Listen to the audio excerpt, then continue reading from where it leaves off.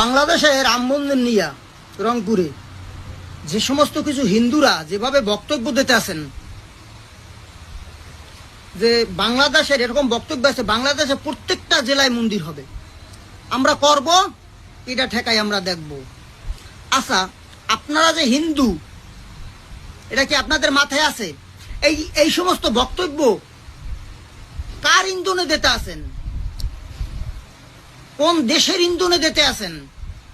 কারণ আপনাদের তো বাড়িঘর ভারতে, আপনারা ভারতে চলে যাবেন। যখন আপনাদেরকে ধাওয়া দিবে তখন তো আপনারা ভারতে চলে যাবেন। এইখানে বাংলাদেশে যে সাধারণ হিন্দু, তাদের অবস্থা কি হবে? আপনারা তো ভারতের এজেন্ট, আপনারা ভারতের এজেন্ট, ভারতের হয়ে আপনারা কাজ করতেছেন। এইটা একটা মুসলিম কান্ট্রি, বুঝতে হবে।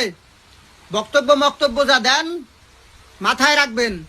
বাংলাদেশের মুসলমান ক্ষিপ্তই আপনাকে কিন্তু ধাওয়ানি দেবে, আপনাদেরকে ধাওয়ানি দেবেন, পান নিচে মাটি থাকবে না। সাধারণ হিন্দুরা বিপদে পড়ে যাবে, আমাদের মতো যারা আছি তারা বিপদে পড়ব। এই কামও করবেন না। আর যদি এ ধরনের কিছু আভাস পাই এই মন্দির নিয়ে, এই আপনার মূর্তি নিয়ে, কিন্তু ষড়যন্ত্রের গন্ধ আসতেছে। আমি বাংলাদেশের প্রত্যেকটা মুসলমানকে বলবো, ওনারা যে বক্তব্য দেয় এই বক্তব্যতে স্পষ্ট যে ষড়যন্ত্রের গন্ধ চলতে আছে। আপনারা মুসলমান যারা আছেন, আর যদি এই আন্দোলনে আপনারা যদি সফল হইতে না পারেন, তাই কিন্তু আপনারা হেরে যাবেন ভারতের কাছে।